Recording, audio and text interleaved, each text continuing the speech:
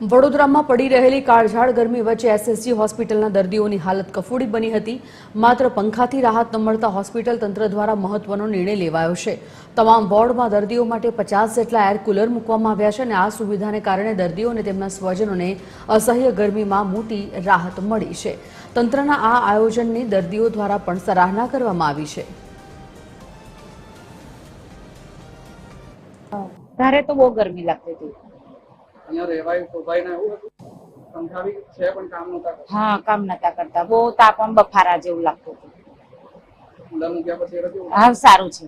बहु ज गर्मी हती। हमणां सारूं छे। पंखा चालू हता तो सारूं। बहु गर्मी लागती।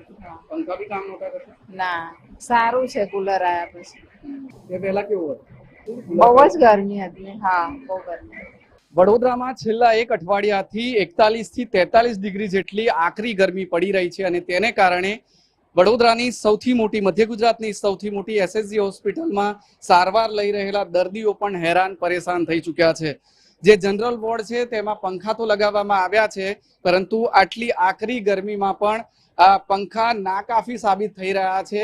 તેની હવા પણ નાકાફી સાબિત થઈ રહી છે, કારણ કે બહારથી લૂ લાગે તે પ્રમાણેના ગરમ પવનો ફૂંકાઈ રહ્યા છે અને તેને કારણે દર્દીઓ જે સારવાર લઈ રહ્યા છે તેમને પારાવાર મુશ્કેલીઓનો સામનો કરવો પડી રહ્યો છે। અને તેના જ ભાગરૂપે વડોદરાની એસએસજી હોસ્પિટલના જે સત્તાધીશો છે તેમના દ્વારા કુલર લગાવવામાં આવ્યા છે। આપ અહીંયા જોઈ શકો છો, તમામ વોર્ડમાં આ રીતના કુલરો લગાવવામાં આવ્યા છે, જેથી કરીને જે દર્દીઓ સારવાર લઈ રહ્યા છે તેમને મુશ્કેલી ન પડે, તેમને રાહત મળે તે માટેના પ્રયાસો એસએસજી હોસ્પિટલ તંત્ર દ્વારા કરવામાં આવ્યા છે।